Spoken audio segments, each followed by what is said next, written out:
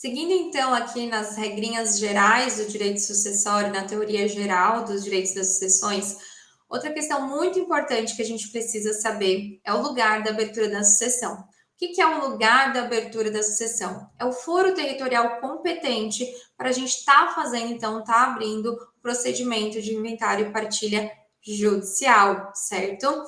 O inventário e partilha é um procedimento especial que ele pode ser feito tanto de forma extrajudicial quanto judicial, só que para se fazer de maneira extrajudicial, precisa cumprir alguns requisitos, como, por exemplo, regra geral, né? Não ter pessoas com menos de 18 anos ou relativamente incapazes, não ter aí testamento e não ter e que as pessoas concordem, os EDs concordem com a partilha. Com relação ao testamento, a gente já teve uma relativização, pois você pode fazer a abertura do testamento judicial e depois fazer o procedimento de inventário e partilha extrajudicial, até porque são procedimentos separados. Mesmo que você faça inventário e partilha judicial, você precisa de uma ação autônoma para abertura e cumprimento do testamento, certo? Então, é possível estar fazendo a abertura em juízo e depois estar fazendo inventário e partilha extrajudicial, não teria problema nenhum. Mas o legislador traz aí regras, então, do lugar da abertura da sucessão, ou seja, qual é o foro territorial competente para os inventários e partilhas judiciais, certo? Por quê? O inventário e partilha extrajudicial, ele não tem essas regrinhas aqui. Mas vamos primeiro ver as questões, então, do inventário da partilha judicial. Qual é o lugar da abertura da sucessão correto? Qual é o foro territorial competente correto para a gente estar, então, dando início ao nosso inventário e partilha judicial? Regra geral, a priori, é o último domicílio pessoal do falecido. O artigo 1785 do Código Civil diz que a sucessão abre-se no lugar do último domicílio do falecido. O Código de Processo Civil, no seu artigo 48, corroborando com o artigo 1785 do Código Civil, diz que o foro do domicílio do autor da herança no Brasil é o competente para o inventário e partilha, a arrecadação, o cumprimento de disposições de última vontade, a impugnação ou anulação de partilha extrajudicial e para todas as ações em que o espólio for réu, ainda que o óbito tenha ocorrido no estrangeiro. Então, o foro do domicílio do autor da herança no Brasil. Então, mais uma vez, está falando de domicílio. Mas, principalmente, o artigo 1785 diz que a sucessão abre-se, ou seja, né, no momento do falecimento da pessoa, no lugar do último domicílio do falecido. O lugar da abertura da sucessão é igual ao foro territorial competente para o inventário judicial. Essa regra geral do foro competente para o processamento do inventário judicial, mesmo que o óbito tenha ocorrido, essa regra geral, tá? Mesmo que o óbito tenha ocorrido em outro local, ou seja, a pessoa é domiciliada em Santa Catarina, então em Florianópolis, Santa Catarina, mas falece no Rio de Janeiro, certo? Ou a pessoa é domiciliada no Mato Grosso e ela falece no exterior, tá? Então, essa regra do foro competente para o processamento do inventário judicial é mesmo que o óbito tenha ocorrido em outro local aqui do Brasil ou até no exterior, e ainda que outros sejam o local da situação dos seus bens. Porque a regra geral, certo? A primeira regra que aparece é o último domicílio pessoal do decujus. Não se utiliza aqui, gente, o conselho de domicílio profissional, tá? Da pessoa natural, porque esse conceito, ele se utiliza mais para fins profissionais. Esse domicílio que o legislador se refere aqui, do lugar da abertura da sucessão, é o domicílio pessoal, então, onde ele de fato estabeleceu o seu domicílio. Não confundam, tá, gente? Moradia é aquela que é efêmera, sempre transitória. Então, uma pessoa está numa viagem a trabalho, a passeio. A residência, ela exige aí uma habitualidade maior da pessoa, vai ter uma ligação maior com o solo, mas ela não tem ânimo definitivo. Então, por exemplo, uma casa de praia é uma residência, com certeza, mas ela não tem ânimo definitivo. Se ela não tiver ânimo definitivo, ela é uma residência. E o domicílio, por sua vez, ele é o local de residência com a intenção de lá permanecer. Então, é residência com ânimo definitivo. Tem habitualidade, tem ligação com o solo, só que a pessoa tem ânimo definitivo. É lá que ela estabeleceu, então, sua residência com ânimo definitivo. E aí a gente chama de domicílio.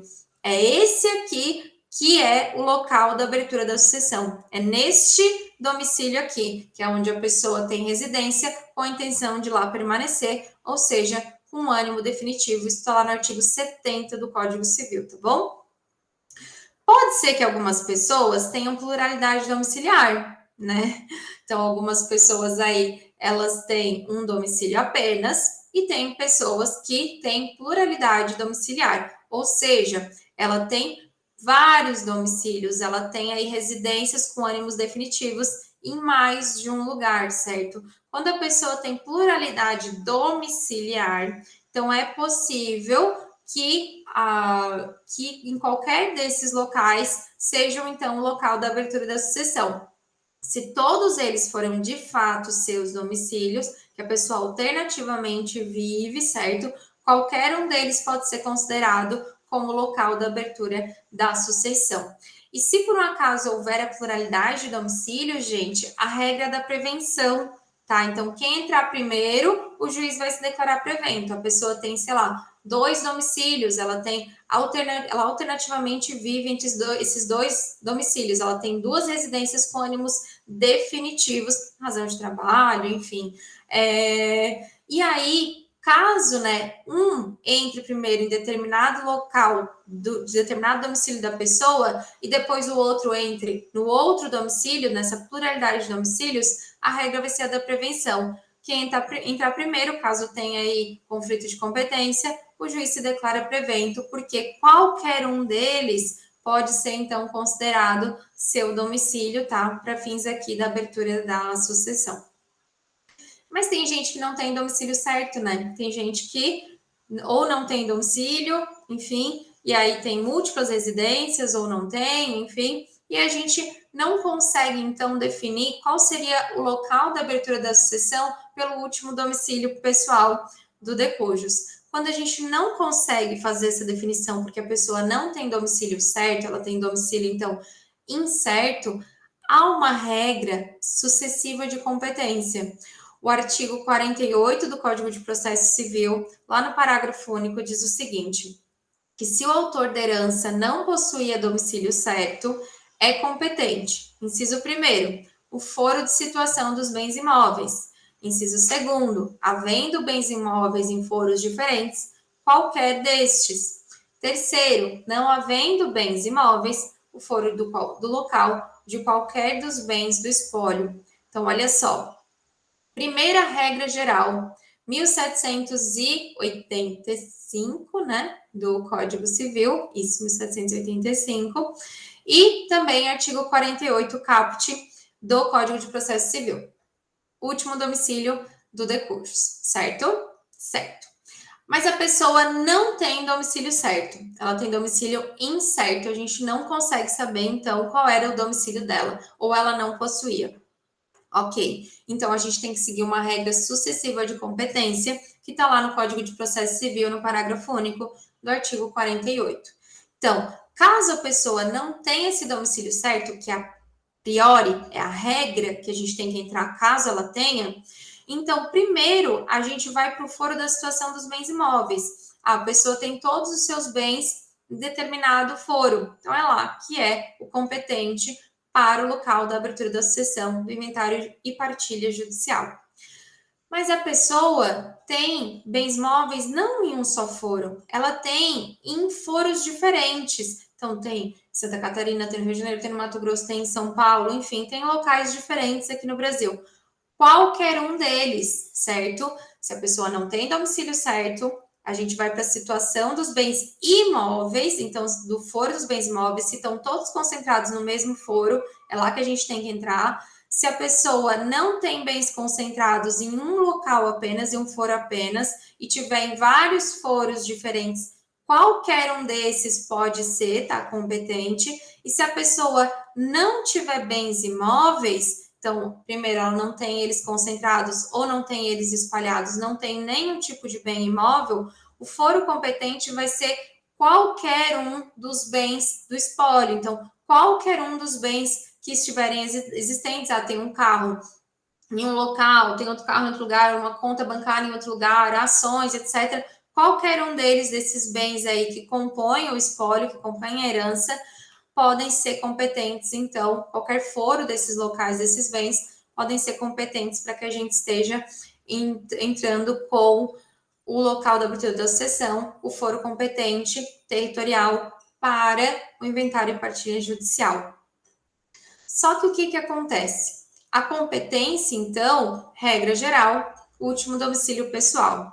Caso não tenha domicílio certo, a gente vai primeiro para o foro que estão os bens imóveis. Se os bens imóveis estão espalhados, qualquer um deles. E se não tem bens imóveis, qualquer lugar de qualquer situação, de qualquer bem do falecido, tá? Então, qualquer bem imóvel aí que ele tenha que vai passar pelo inventário e partilha.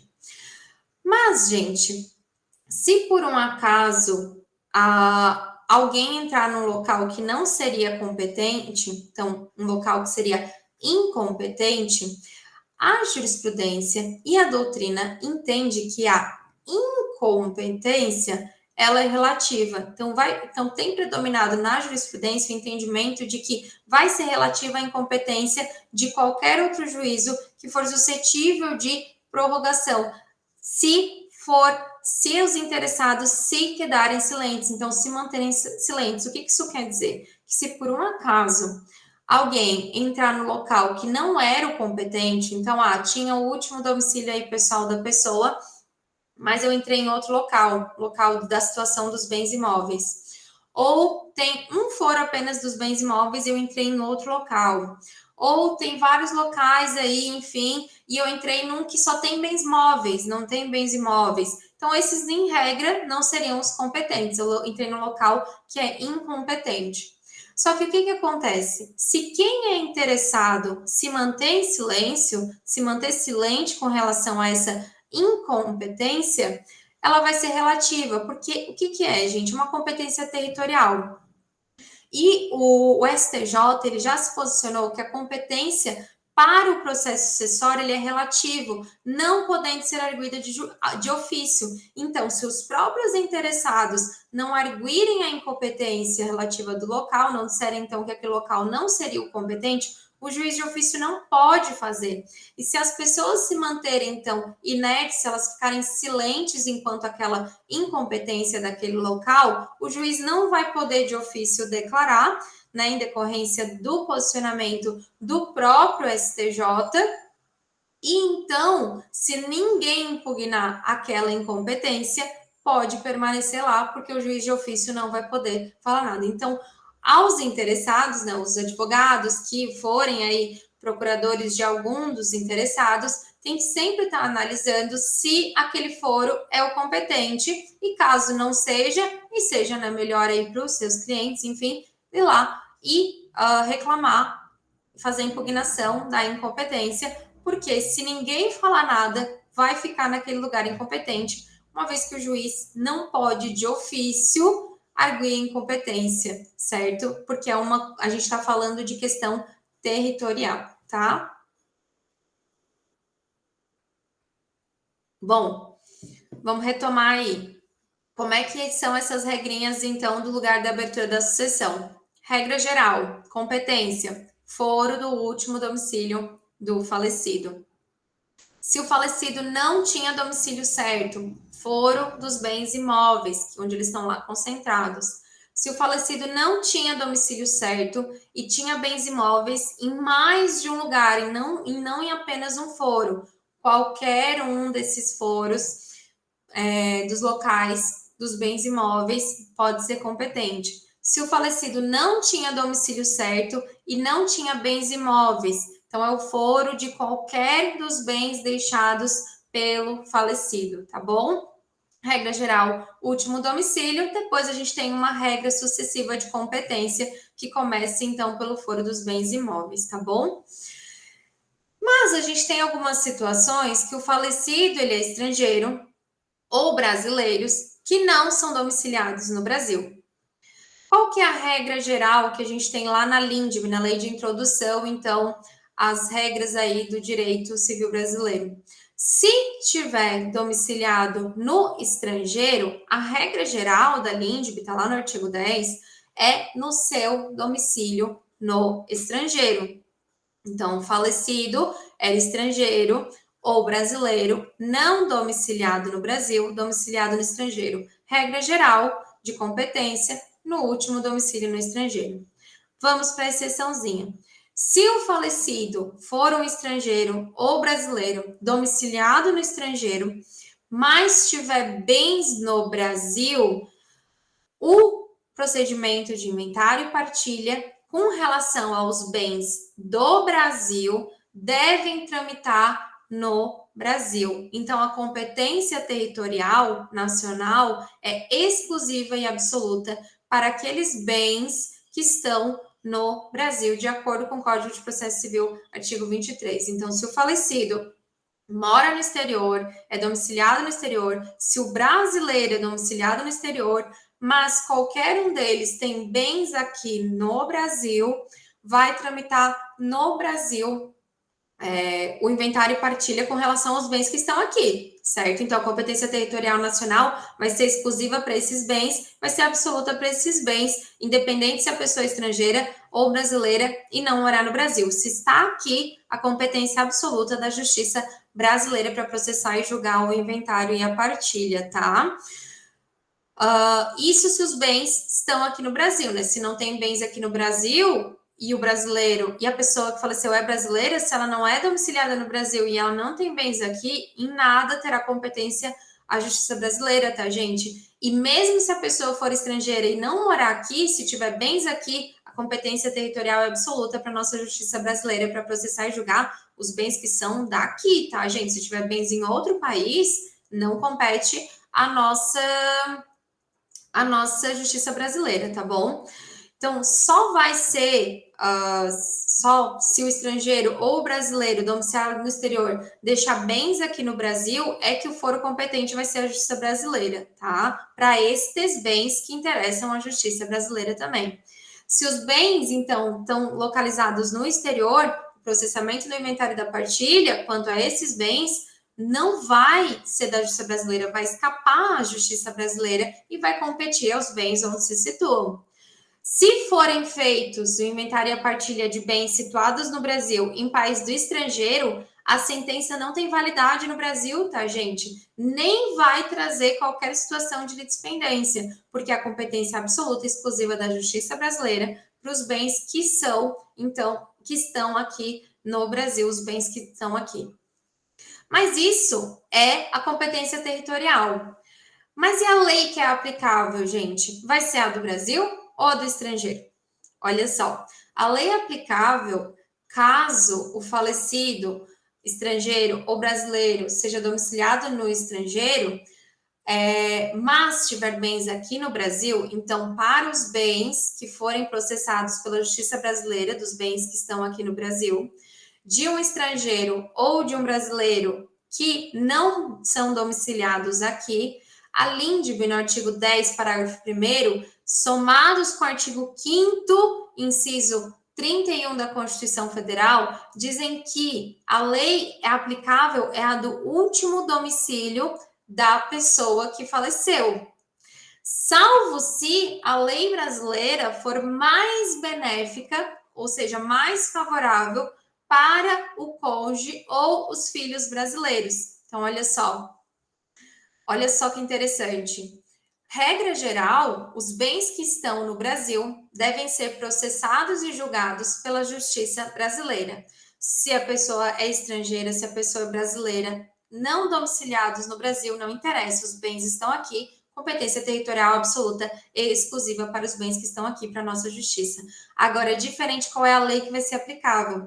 Regra geral da nossa LINDB diz que a lei aplicável é a do estrangeiro. Então, um estrangeiro ou um brasileiro não domiciliado no Brasil que deixa bens aqui, vai ter o seu inventário e partilha dos bens daqui processados aqui, mas a lei, regra geral, é a de lá. Então, a justiça brasileira vai ter que aplicar as regras de sucessão e legitimação do estrangeiro, da onde é o último local de domicílio da pessoa que faleceu no estrangeiro, domiciliado no estrangeiro, mas tendo bens no Brasil. Agora, tem a exceção.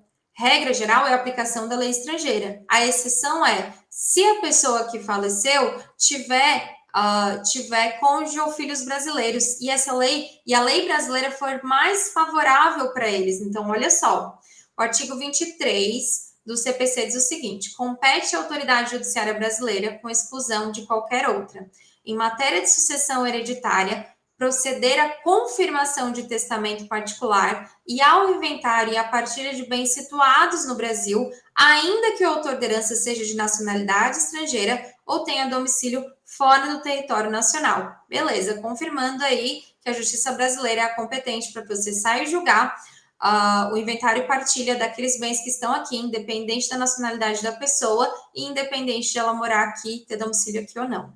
Agora, a lei aplicável, Lindbe, artigo 10. A sucessão por morte ou por ausência obedece à lei do país em que domiciliado o defunto ou o desaparecido, qualquer que seja a natureza e a situação dos bens. Parágrafo 1º. A sucessão de bens de estrangeiros situados no país será regulada pela lei brasileira em benefício do cônjuge ou dos filhos brasileiros ou de quem os represente, sempre que não lhe seja mais favorável a lei pessoal do decujus. Então, a regra geral é a lei do domicílio do decujus, certo? Seja ele estrangeiro ou brasileiro. Só que se a brasileira for mais favorável, daí vai ser aplicada do Brasil para os bens que estão no Brasil, certo? Então, para os bens que estão no Brasil. Artigo 5º da Constituição Federal, inciso 31. A sucessão dos bens de estrangeiros situados no país será regulada pela lei brasileira em benefício do cônjuge ou dos filhos brasileiros, sempre que não lhe seja mais favorável a lei pessoal do decujus. Então, mais uma vez, se a regra é a lei do decujus, a lei, então, do último domicílio dele lá no estrangeiro, para os bens que estão aqui no Brasil. Se ela não for mais favorável, o cônjuge ou os filhos brasileiros, certo? Os herdeiros, descendentes brasileiros ou cônjuge brasileiro, vai ter que falar, então, para o juiz, mas a lei brasileira é mais favorável, a gente quer que, com relação aos bens do Brasil, a lei brasileira seja aplicável, e aí você tem que fazer a prova de que a lei brasileira é a mais favorável. Então, você vai demonstrar que essa lei é a mais favorável para que ela seja aplicada. Se a lei do estrangeiro for a mais favorável para o cônjuge ou para os descendentes, filhos do autor da herança, então, neste caso, aí vai ficar, então, a regra geral, que é a lei do estrangeiro mesmo. A justiça brasileira vai processar e julgar o inventário e partilha da pessoa que faleceu e tem bens aqui, mas não é domiciliado aqui, independente da nacionalidade. E se ela for a mais favorável, quer dizer, e a regra geral é aplicar a lei lá do seu país, desde que a do Brasil não seja mais favorável para o cônjuge brasileiro e para os filhos brasileiros, tá? E olha só que interessante, tanto a Lindbe quanto o artigo 5º da Constituição Federal falam em cônjuge ou filhos brasileiros, não é todos os descendentes e também não fala dos ascendentes e muito menos dos colaterais de até 4º grau. Então, olha que interessante, ou herdeiros testamentários diversos, olha que interessante. Os bens que estão no Brasil vão ser processados e julgados pela Justiça Brasileira pela lei do último domicílio do autor da herança, independente da sua nacionalidade, ainda que brasileiro, certo? Só não vai ser a lei do estrangeiro se a lei brasileira for mais favorável e, dentre esses herdeiros, existir ou cônjuge ou herdeiros filhos do decujus. Então, se for outras formas de herdeiros que não cônjuge ou filhos brasileiros do decujus, não tem como aplicar a lei brasileira. Então, por isso que a regra geral é a aplicação da lei do estrangeiro, tá? Professora, mas daí a justiça brasileira vai ter que conhecer e aplicar uma lei que é de fora? Sim, em decorrência da nossa própria lei brasileira que faz essa determinação, tá? Quem argue leis estrangeiras, gente, tem que fazer prova do seu texto, tá? Da sua vigência, da sua validade. Isso está lá no artigo 376 do Código de Processo Civil, que fala que a parte que alegar direito municipal, estadual, estrangeiro ou consuetudinário provar-lhe-á o teor e a vigência, se assim o juiz determinar. Qual que é a exceção que a gente tem? Com relação aos países integrantes do Mercosul, a gente tem um protocolo de cooperação e de assistência jurisdicional entre os países que são integrantes do Mercosul, tá? E aí se dispensa a comprovação da existência e da vigência de normas dos países que são componentes, então, desse bloco, porque há uma presunção em razão desse protocolo de cooperação que a gente conhece a legislação aí desses países integrantes do Mercosul. Fora isso, quem argue leis estrangeiras, precisa, então, fazer prova do seu texto, sua vigência e a sua validade, certo? Então, para encerrar aqui essa questão do lugar da abertura da sessão com relação ao falecido, que é brasileiro ou estrangeiro, que não é domiciliado no nosso país, mas que pode ter vir a bens aqui, a gente tem que analisar algumas situações. Então, olha só, se o autor da herança for brasileiro ou estrangeiro, domiciliado no Brasil, com bens apenas no Brasil, a legislação é a brasileira e a competência do trâmite do inventário judicial é no Brasil exclusivamente, certo? Então, olha só, a pessoa mora aqui e ela tem bens apenas aqui, não importa a nacionalidade dela, a lei é a brasileira e a tramitação do inventário é no Brasil exclusivamente. Agora, se o autor da herança é brasileiro ou estrangeiro, domiciliado no Brasil, com bens situados no Brasil e no exterior, a legislação vai ser a brasileira, ao menos que a do exterior, né, seja mais favorável, certo? Mas com relação aos bens que estão aqui, certo? Então, com relação aos bens que estão aqui, desculpa, voltando um pouco. Se o autor da herança é brasileiro ou estrangeiro, mas é domiciliado aqui, a lei é a daqui para os bens que estão aqui, tá bom? A tramitação do inventário no Brasil vai ser com relação aos bens deixados aqui e no exterior aos bens deixados no exterior. Se o autor da herança for brasileiro ou estrangeiro e for domiciliado no exterior com bens apenas no Brasil, a tramitação do inventário é no Brasil exclusivamente, porque só tem bens aqui, certo? Agora, a lei, regra geral, é estrangeira, salvo se tiver cônjuge ou filhos brasileiros, tá? E a lei brasileira for mais favorável. Se o autor da herança for brasileiro ou estrangeiro, domiciliado no exterior, com bens situados no Brasil e no exterior, a tramitação do inventário vai ser no Brasil com relação aos bens deixados aqui e no exterior aos bens deixados no exterior. A lei com relação aos bens deixados aqui, regra geral, é estrangeira, salvo se tiver cônjuge ou filhos brasileiros e a lei brasileira for mais favorável. Então, a gente tem que demonstrar. Então, regra geral é a estrangeira. Se o autor da herança for brasileiro ou estrangeiro, domiciliado no exterior e com bens apenas no exterior, a tramitação de todo o inventário é no exterior e a legislação é a do exterior, tá? Quando a gente estiver falando, então, de pessoa não domiciliada no Brasil, então domiciliada no exterior, independente da nacionalidade, que tenha bens aqui, a aplicação da lei brasileira ela vai ser subsidiária, tá, gente? Então, somente quando se mostrar mais favorável a lei, só quando não se mostrar mais favorável a lei estrangeira para o descendente ou, desculpa, para o cônjuge ou para os filhos do autor da herança, que são brasileiros, né? Também tem isso. E, por fim, a local da abertura da sessão, o foro competente for o inventário extrajudicial, se a pessoa preencher os requisitos para o inventário e partilha extrajudicial, não tem regra de competência, tá bom? Então, pode ser em qualquer tabelionato aqui do Brasil. A resolução 35 do ECNJ diz que para a lavratura de atos notariais de que trata a Lei 11.441, é livre e a escolha do tabelião de notas não se aplicando às regras de competência do Código de Processo Civil. Então, todas essas regrinhas que eu falei para vocês é para o inventário judicial, esse local de abertura de sessão, foro competente, para o inventário judicial. Se for possível abrir o extrajudicial e for de vontade dos herdeiros, não tem regra de competência para o inventário extrajudicial e pode ser em qualquer tabelionato aqui do nosso país, certo? Então é isso.